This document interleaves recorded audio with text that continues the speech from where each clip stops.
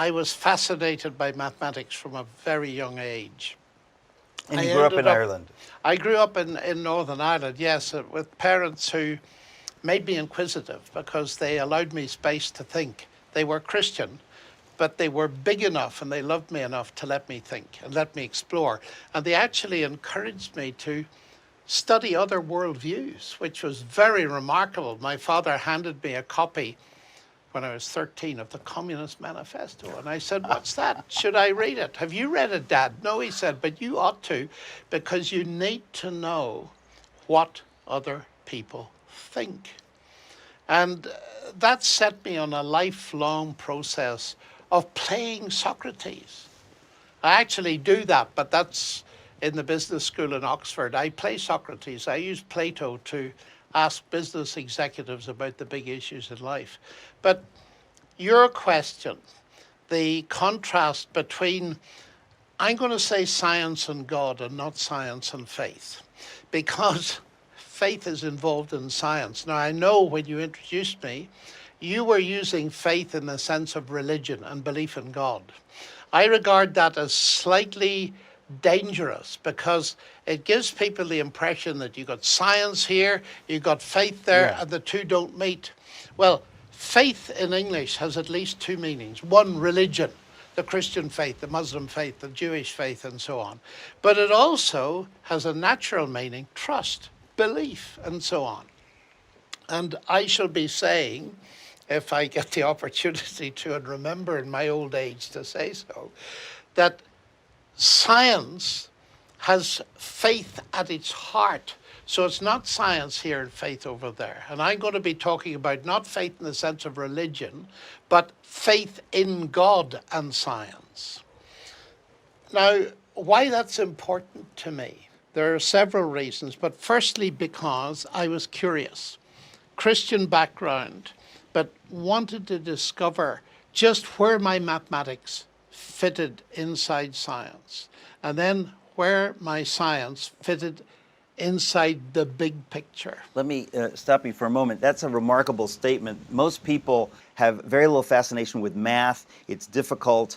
So the idea that you were fascinated by math and wanted to pursue math is something. But what was it that made you want to fit math into science? I mean, because I would guess that most mathematicians don't leap into the world of science. You've leapt rather fully into that world, and you've not left your math behind. But what was it that pushed you to be inquisitive about science from the position of a mathematician? Well, I think it involves Christianity in a very profound way, because I hadn't been studying mathematics long. Now, I'm talking about being a teenager now, long before I got to Cambridge. I'm a teenager and I'm reading, and I discover statements like Kepler's statements that God has revealed to us the secrets of the universe, something like that, in the language of mathematics. And I discovered pretty early on through my reading, actually, of C.S. Lewis, because C.S. Lewis was a literary genius, but he understood, in a way that some scientists don't, the big issues that arose. And he made a statement in one of his books, and it really stuck with me. And I've used it all my life, and I'm going to use it now. He looks back at the origin of modern science. It arose in the 16th and 17th centuries with people like Galileo, Kepler, and Newton. Let's just stick with those three. And he makes the point that people have observed, and many books have been written about them, that they were all believers in God.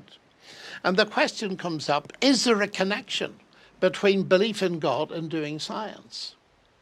And the answer is, and it still is today, given by most people with nuances, that there's a very profound connection. Lewis put it, as usual, brilliantly. He said men became scientific. Why? Because they expected law in nature. And they expected law in nature because they believed in a lawgiver. And when I discovered that, I thought, this is wonderful, because it's telling me that far from their belief in God hindering their science. It was their belief in God that drove their science. It was the motor that drove it, which is why I find your question, which is right at the heart of our, particularly our Western culture today, it's ironic that today people are saying science and God are incompatible when the very people they depended on, the real geniuses of science, all believed in God. And so they didn't see any inconsistency. Now, I learned that pretty young. And what it narrows down to is the very interesting fact that mathematics works.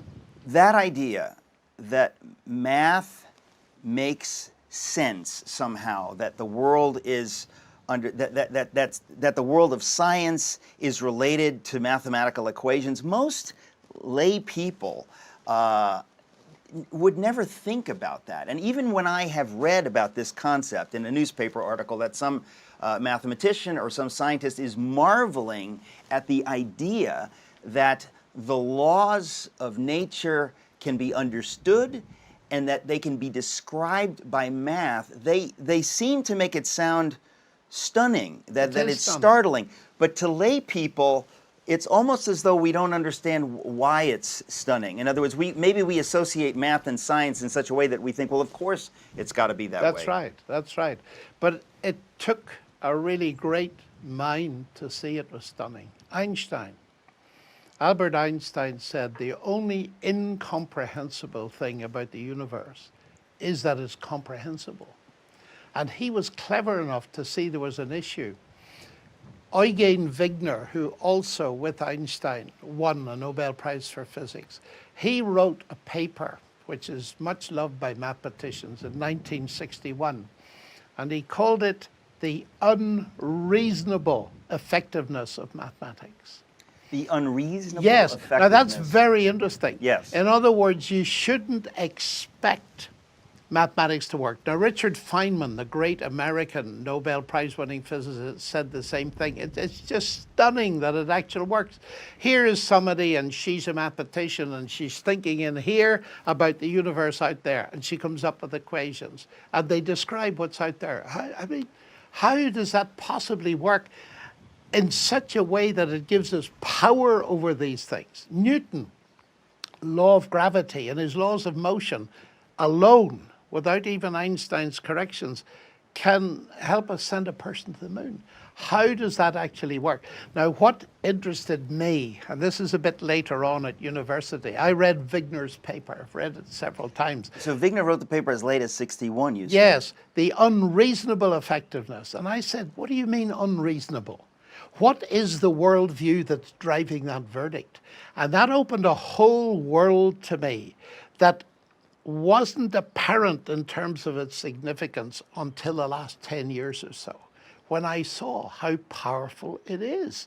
Because one of the things now that I say to people is my main reason for not being an atheist as a scientist is not that I'm a Christian. It's because I can do science. Because the only thing that makes reasonable the effectiveness of mathematics is my faith in God. That's a very radical statement. It's a very radical statement. One almost never hears that statement, even from people speaking on the very subject on which we're speaking. That you're saying that not only are science and God compatible, you're saying, no, in a way that's wrong. They're not merely compatible. Science drives you to believe in God. That's right. Let me make it even more provocative, because I can tell that you're quite a provocative guy and I like it. You see, let me put it this way. I think, and I believe there's evidence for the fact that faith in God and science sit very comfortably, as they did in the minds of Galileo, Kepler, and Newton. What doesn't fit together is science and atheism. I think that atheism undermines science for a reason that is connected with the effectiveness of mathematics. So we should properly be challenging atheists far more than they challenge people of faith. Well, that's right. And I can unpack that a little bit, Yeah. if you like, Yeah. because it is a major argument these days. You see, we have this trust as scientists, as mathematicians, in human reason. We rely on our human reason to get to our conclusions. Now, in the 1940s, C.S. Lewis was writing about this, and I think people didn't really grasp what he was saying. What he was saying is this.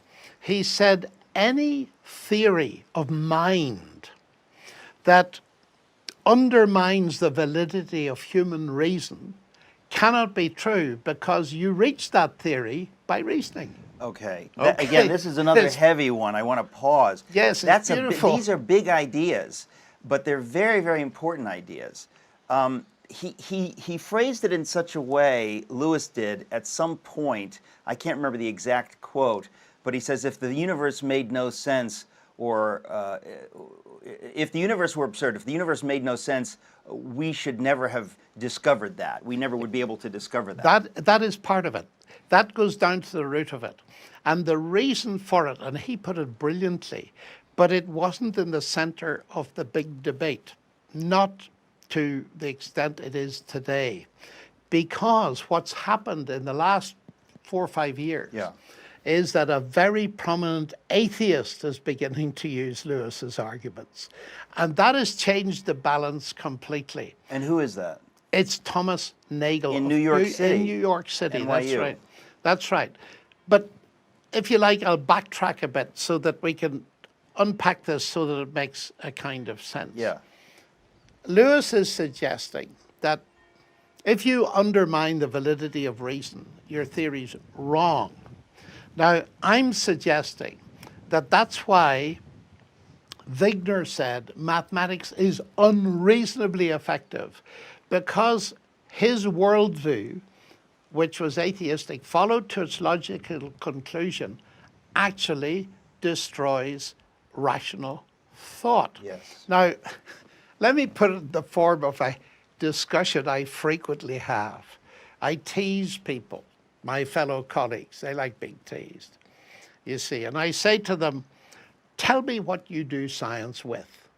And of course, if they're in the physical sciences, they'll tell me about some very expensive piece of equipment. They've got $1 billion. I said, no, I don't mean that. I mean, oh, they say, you mean my, and they're about to say mind when they remember it's not politically correct to say mind. So they say, I had no idea things have gotten to the point where it's no longer politically correct to say mind. oh yes, you've got to say brain.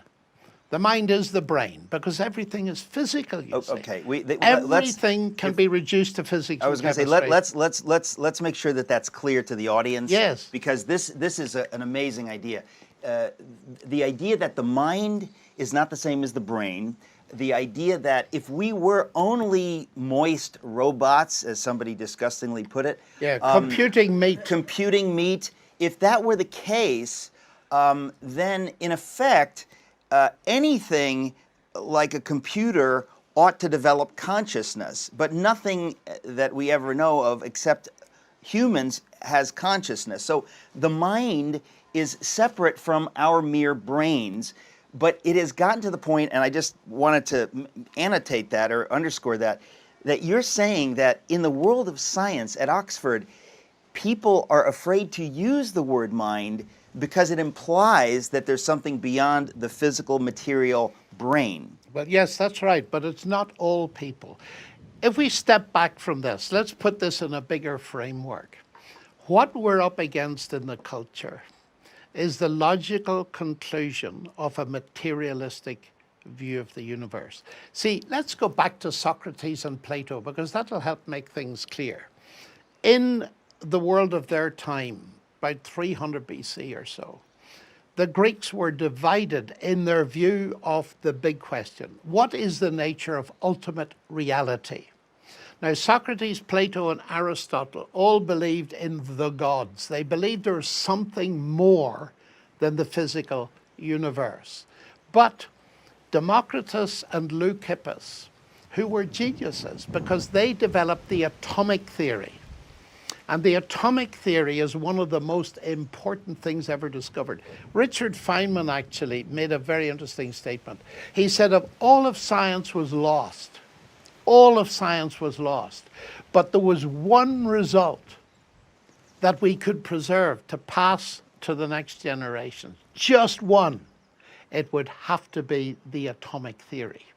That everything is made of atoms. Now, atomos means indivisible. We know they're divisible, but the basic idea is there is stuff, very tiny stuff, and everything, but everything is made of that stuff. Now but I have to say, as proud as I am to be a Greek, the idea that someone in Greece in the 4th century, Democritus, came up with that idea, how in the world, without going into this too much, but how could they back then have come up with this idea? Well, by a brilliant piece of reasoning. They could take a piece of wood and they could cut it, and it was smaller and smaller and smaller and smaller, and they reckoned there must be a point at which that process stops by something that couldn't be cut. And this is the basic stuff of reality. But then they made a leap that this would be all of reality. Now that view barrels up through the centuries, and it sits in Oxford. It's in fact the dominant philosophy in Western academia, and we call it materialism. Now there's another version which we call naturalism. They're both atheistic. They both deny anything beyond, but some give a little bit more weight to the existence of mind that's independent of matter. Now, if you are a materialist, then you're going to say that when everything else is said, mind reduces to brain. That's all it is. Brain reduces to physics and chemistry, and all we are is physics and chemistry. Now, back to my little story, you see. Let's suppose that's true for a minute. And I say to my friends, tell me what you do science with. I do it with my brain. Tell me about your brain. I have great fun with this. I love it. Tell me about your brain. What is the brain? Give me the short story. Well, the short story is the brain is the end product of a mindless, unguided process. And I look at them and I smile and I say this, and you trust it. You trust it. Now tell me honestly, and I let this sink in, if you knew that the computer you use in your laboratory or any of the instruments was the end product of a mindless, unguided process, would you trust it? I've never had the answer yes to that. No. And yet, now I say, there's a problem there. Can you not see that you are using something that your theories, that is your philosophy, your worldview of what is ultimate reality, is destroying the very thing you want to trust? I regard that as totally inconsistent. Now, from where I sit, atoms aren't ultimate reality. Ultimate reality is God, who is mind. You've got it exactly the wrong way round. The fundamental stuff of the universe is not mass energy, it's spirit. God is spirit, he's not material. And therefore, I believe mathematics is very reasonably effective because mathematics, being a product of the human mind, is a reflection of the God in whose image we are made. And that is why science rocketed up in the 16th century, because that's exactly what Newton and company believed. If you think these conversations are valuable, would you do us a favor and please like this video and subscribe to this channel? When you do that, you help us get these conversations out to a wider audience by telling YouTube that people are interested in this. Also, you can go to SocratesInTheCity.com, sign up for our newsletter, and you can check back every week. There's new stuff here every week. Thank you for tuning in.